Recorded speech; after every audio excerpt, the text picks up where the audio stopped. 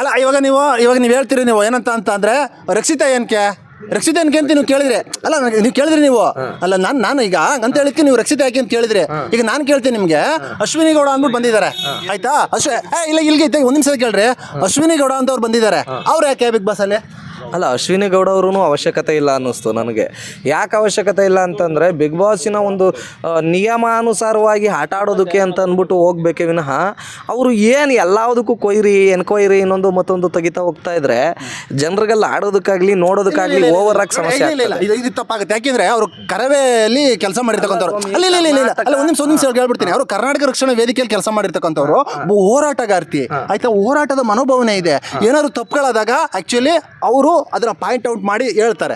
ಆ ಕೆಲಸವನ್ನ ಅಲ್ಲಿ ಮಾಡಿದ್ದಾರೆ ಬಿಗ್ ಬಾಸ್ ಅಲ್ಲಿ. ತುಂಬಾ ಜನ ಮಾತಾಡ್ತಾ ಇರ್ತಕ್ಕಂಥ ಅಲ್ಲ ತುಂಬಾ ಜನ ಮಾತಾಡ್ತಾ ಇದ್ದಾರೆ. ಆದ್ರೆ ಅಶ್ವಿನಿ ಗೌಡ ಅವ್ರ ಬಗ್ಗೆ ನಾನು ಹೇಳ್ತಕ್ಕಂಥದ್ದು, ಒಂದು ಬಿಗ್ ಬಾಸ್ ಅಂತ ಬಂದಾಗ ಅಲ್ಲಿ ಹೆಂಗೆ ಆಡಬೇಕು ಅನ್ನೋದನ್ನ ಫಸ್ಟ್ ತಿಳ್ಕೊಂಡಿರ್ಬೇಕು ಅವರು ಮೊದಲನೇದಾಗಿ.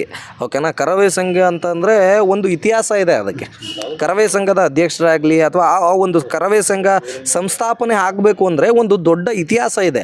ಆ ಇತಿಹಾಸವನ್ನು ಎಲ್ಲ ಒಂದು ಕಡೆಗೆ ಇವರು ಡೌನ್ ಮಾಡಿಬಿಡ್ತಾರೆ ಅನ್ನೋ ಭಯನೂ ಕಾಡ್ತಾ ಇದೆ ನನಗೆ. ಅಲ್ಲ ನಾನೇನು ಹೇಳ್ಕೊಟ್ಟಿದ್ದೀನಿ ಅಂತಂದರೆ, ಇವಾಗ ನೋಡಿ ಕರವೇ ಅವರಲ್ಲಿ ಕೆಲಸ ಮಾಡಿದರೆ ಹೆಂಗಿರಬೇಕು, ಹೋರಾಟದ ಮನೋಭಾವನೆ ಇರಬೇಕು. ಆ್ಯಕ್ಚುಲಿ ಒಂದು ಸ್ವಾಮಿ ಅಲ್ಲಿ ತಗೊಂಡು ಹೋರಾಟದ ಮನೋಭಾವನೆ ತಗೊಂಡು ಏನು ಮಾಡ್ತೀರಿ ನೀವು? ಬಿಗ್ ಬಾಸ್ನಲ್ಲಿ ನೀವು ಹೋರಾಟದ ಮನೋಭಾವನೆ ತೊಗೊಂಡಿದ್ದೀರಿ ಅಂತಂದರೆ ಪಾಪ ನೋಡಿ, ನಮ್ಮ ಕರಿಬಸಪ್ಪನವ್ರಿಗೆ ಏನು ರೀ ಟ್ಯಾಲೆಂಟ್ ಕಮ್ಮಿ ಇತ್ತು. ಮಿಸ್ಟರ್ ಇಂಡಿಯಾ ಕಣ್ರಿ, ಒಂದೇ ವಾರಕ್ಕೆ ಓಡಿಸ್ಬಿಟ್ರು ಅವ್ರನ್ನ ಪಾಪ. ಅವ್ರನ್ನ ಓಡಿಸಿದ್ದು ನಿಜವಾಗ್ಲೂ ಅಕ್ಷಮ್ಯ ಅಪರಾಧ. ಕರಿಬಸವನಪ್ಪನವರಲ್ಲಿ ಟ್ಯಾಲೆಂಟ್ ಇಲ್ವಾ? ಫೈಟ್ ಮಾಡುವಂಥ ಶಕ್ತಿ ಇಲ್ವಾ? ಅಲ್ಲಿ ಬಿಗ್ ಬಾಸ್ನಲ್ಲಿ ಆಟ ಆಡುವಂಥ ಮನಸ್ಥಿತಿ ಇಲ್ವಾ?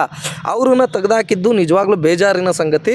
ಯಾಕೆಂದರೆ ಅವ್ರನ್ನ ತೆಗೆದಾಕಬಾರ್ದಾಗಿತ್ತು. ಕರಿಬಸಪ್ಪನವರಲ್ಲಿ ಒಳ್ಳೆ ಟ್ಯಾಲೆಂಟ್ ಇತ್ತು. ಇವರು ಅಶ್ವಿನಿ ಗೌಡ ಅವರು ಅಂತ ಬಂದಾಗ ರೂಲ್ಸು, ಒಂದು ಬಿಗ್ ಬಾಸ್ ರೂಲ್ಸ್ ಏನಿದೆ ಅದನ್ನು ಫಾಲೋ ಮಾಡಮ್ಮ ತಾಯಿ, ಸಾಕು ನೀನು. ಅಲ್ಲ ಇವಾಗ ನೀವು ಒಂದು ನಿಮಿಷ ಈಗ ನಾನು ನಿಮ್ಮನ್ನು ಕೇಳ್ಕೊಳ್ತಕ್ಕಂಥದ್ದು, ಬಿಗ್ ಬಾಸ್ ರೂಲ್ಸ್ ಏನಿದೆಯಲ್ಲ ಅದನ್ನು ನೀವು ಫಾಲೋ ಮಾಡಿ. ಅದನ್ನು ಬಿಟ್ಟುಬಿಟ್ಟು ನೀವು ನಿಮ್ಮಲ್ಲಿರುವಂಥ ರೂಲ್ಸು ರೆಗ್ಯುಲೇಷನ್ಸ್ನ ಫಾಲೋ ಮಾಡುವಂಥ ಅವಶ್ಯಕತೆ ಇಲ್ಲ. ಅಲ್ಲ ಅಯ್ಯೋ ಮುರಳಿ ಅವರು, ಒಂದು ನಿಮಿಷ, ನೀವು ಆ ರೀತಿ ಹೇಳ್ತಾ ಇದ್ದೀರಲ್ವಾ. ಆದರೆ ಈಗ ಕರ್ನಾಟಕದ ಜನ ಏನು ಹೇಳ್ತಾ ಇದ್ದಾರೆ ಗೊತ್ತಾ ನಿಮಗೆ? ಕರ್ನಾಟಕದ ಜನ ಹೇಳ್ತಾ ಇರ್ತಕ್ಕಂಥದ್ದು, ಬಿಗ್ ಬಾಸ್ ಏನಾದರೂ ಸರಿ ಗೆದ್ರೆ, ಬಿಗ್ ಬಾಸ್ ಅಲ್ಲಿ ಒಳ್ಳೆ TRP ಬಂದರೆ, ಕರ್ನಾಟಕದಲ್ಲಿ ಈ ಸರಿ ಬಿಗ್ ಬಾಸ್ ಒಳ್ಳೆ ಫೇಮಸ್ ಆದರೆ ಅದು ಒಂದು ಅಶ್ವಿನಿ ಗೌಡ ಅವರ ಒಂದು ಕೈಯಲ್ಲಿ ಇರುತ್ತೆ, ಅದು ಬಿಟ್ಟರೆ ಗಿಲ್ಲಿ ಅವರ ಕೈಯಲ್ಲಿ ಇರುತ್ತೆ ಅಂತ ಜನ ಮಾತಾಡ್ಕೊಳ್ತಾ ಇದ್ದಾರೆ. ನೀವು ನೋಡಿದ್ರೆ ಈ ರೀತಿ ಮಾತಾಡ್ತಿರಲ್ಲ. ಅಲ್ರಿ, ಇನ್ನು 7 ದಿನ ಆಗೈತ್ರಿ ಬಿಗ್ ಬಾಸ್ ಸ್ಟಾರ್ಟ್ ಆಗಿ. 28ನೇ ತಾರೀಕು ಸ್ಟಾರ್ಟ್ ಆಗಿದ್ದು ಅಲ್ವಾ? 28ನೇ ತಾರೀಕಿನಿಂದ ಅಂತ ಅಂದಾಗ ಇವತ್ತಿಗೊಂದು 6-7 ದಿನ ಅಷ್ಟೇ. 10ನೇ ದಿನ. ಅದೇ ಒಂದು 10 ದಿನ, ಒಂದು 8-10 ದಿನ ಆಗಿದೆ. ಅಲ್ಲ, ನಾನು ಹೇಳ್ತಾ ಇರೋದು, ಬಿಗ್ ಬಾಸ್ ಸ್ಟಾರ್ಟ್ ಆದಾಗ ಅವ್ರನ್ನ ತೋರಿಸ್ಲಿಲ್ಲ, ಜಸ್ಟ್ ಅವ್ರನ್ನ ಕಾನ್ವರ್ಸೇಷನ್ಸ್ ಆಗಿ ಹಂಗೆ ಹೊರಟ್ಬಿಟ್ರು. ಅದಾದ ಮೇಲೆ ಅವ್ರದ್ದು ಆಟಗಳು ಸ್ಟಾರ್ಟ್ ಆಗಿ ಒಂದು 6-7 ದಿನ ಆಗಿರ್ಬೋದು. ಅರ್ಥ ಆಗ್ತಾ ಇದೆಯಾ? ಬಿಗ್ ಬಾಸ್ ಸ್ಟಾರ್ಟ್ ಆಗಿ 28ನೇ ತಾರೀಕು ಸ್ಟಾರ್ಟ್ ಆಗಿದ್ದು. ಸುದೀಪಣ್ಣ ಬಂದರು, 2 ದಿನ ಸುದೀಪಣ್ಣಂದೇ ಇತ್ತು. ಅದಾದಮೇಲೆ ಬಿಗ್ ಬಾಸ್ ಅದು ಇಂಟೀರಿಯರ್, ಅದು ಇದು ಇನ್ನೊಂದು ಮತ್ತೊಂದೆಲ್ಲ ಭಾಳ ಅದ್ಭುತವಾಗಿ ತೊಗೊಂಡ್ರು ಈ ಸರಿನ. ಆದರೆ ಇವ್ರು ಆಟ ಆಡೋದಕ್ಕೆ ಸ್ಟಾರ್ಟ್ ಆಗಿ 6-7 ದಿನ ಆಗಿರೋದು. ನಮ್ಮ ಕಾಕ್ರೋಚ್ ಸುದಿಯವ್ರನ್ನ ಏನು ಅಂದ್ಕೊತಾ ಇದ್ದೀರಿ ನೀವು?